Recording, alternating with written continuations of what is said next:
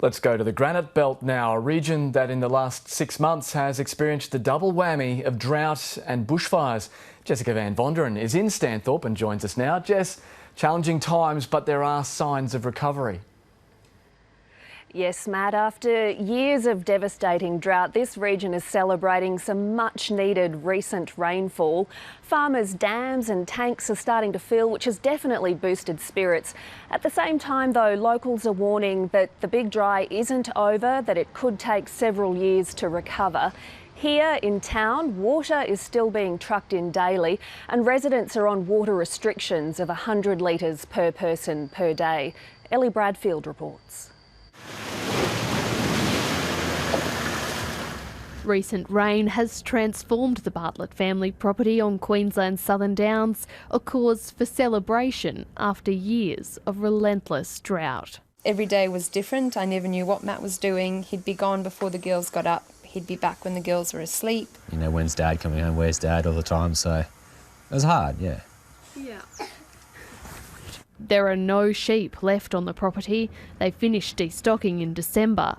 The rain started weeks later. Bittersweet, I suppose. It will take years to recover, but the pressure has lifted for now. Do you want to make a Milo? Yeah, make Milo. Milo, okay, where do you get the Milo from? Getting rid of all the sheep, we could actually just have some family time. In Stanthorpe, the farriers run a tourism accommodation business and farm organic lambs. We've been really committed, certified organic growers for 10 years. It's really hard work. But they were forced to give that title up when they couldn't get organic feed. So the drought certainly went longer than we ever anticipated. In town, businesses are struggling and residents face tough water restrictions. We've had a small flood, localised flooding as a result of the rain here in February. We had bushfires, we've had water shortages and we've had drought. There's no doubt it's been intense.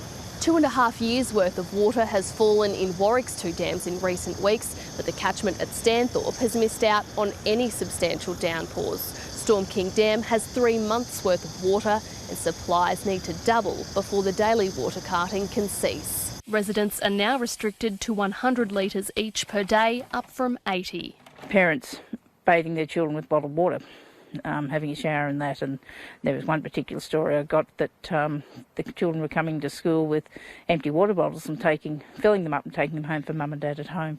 For the Bartlett family, looking to the future is a gamble. And for us, that's $1.5 million to get back in, just to get back to where we were, you know, so. Hoping greener pastures are here to stay.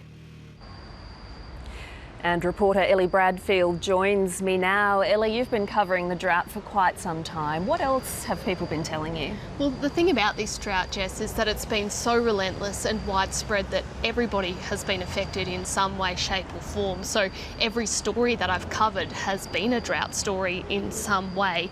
You know, everyone has been affected, from the business community to sporting clubs, charities and even the local school. Things that really stick with me. I remember the owner of the local laundromat describing parents sifting through their dirty washing, trying to figure out exactly what they can and can't afford to wash that week because things are just so tight.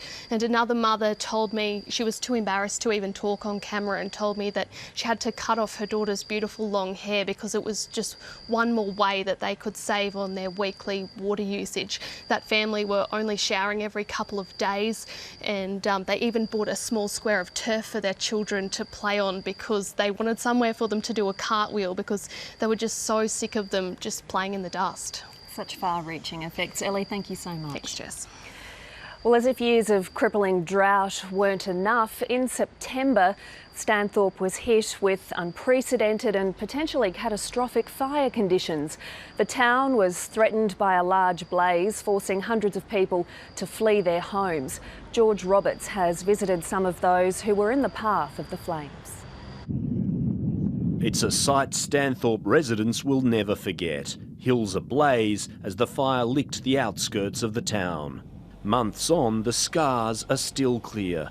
It was horrendous, is the only words I can say. And took us a long time to get over it. Coral and Brad Cray's new home rises where their last was destroyed. No, it's coming together rather nicely. It's looking a lot better than what I imagined. They lost everything but their pets. Had a lot of up and down moments, and a couple of times there we just looked at each other and burst into tears. Burst into tears and that. Laurie Spiller lost a $100,000 shed and machinery, but has fired up an old tractor to slash fields again. And I shouldn't be doing this, I'm 82. He says the fires were more intense than the last big blaze 60 years ago. Much worse because of the extra dry. See, back then things were at least kind of normal. Now there's no such thing as normal. It's hard to believe that this paddock was burnt black and smouldering when we were here just last year. And while the landscape has sprung to life and rebuilding has begun, the local economy is still hurting. On top of the drought, the fire was a second hit. Within probably 48 hours of that announcement of the fire, we had about 60 cancellations. Jacqueline Slack says there's been almost no government support. No, no. What people are really saying is what they need to see now is the rubber hit the road. There have been a number of announcements and we need to see those funding agreements come to fruition. The state government's committed $14 million for bushfire-affected communities, as well as targeted support for the wine industry, tourism and mental health. I don't think there's too many people actually lining up waiting for a handout. I got $180. I don't know what that helps. For him, it's a matter of getting on with the job. George Roberts, ABC News, Stanthorpe. Well, here in the Granite Belt, the wine and tourism industries are inextricably linked. So when one takes a hit, the other suffers as well. And that's why hopes are pinned on this month's Apple and Grape Harvest Festival. It's held every 2 years and tens of thousands of people are expected to come to the town. The Granite Belt is proud of its locally grown produce. Cheers, a lovely day. And today, hundreds of people got to taste it as part of the Apple and Grape Harvest Festival. It's amazing. This is fantastic. Putting food on the plate has been no easy feat. So we've basically got no grapes, so the drought took its toll. This is wine country, and this vineyard should be bustling. Not this season. What little fruit is being crushed had to be imported. Where'd you get these grapes?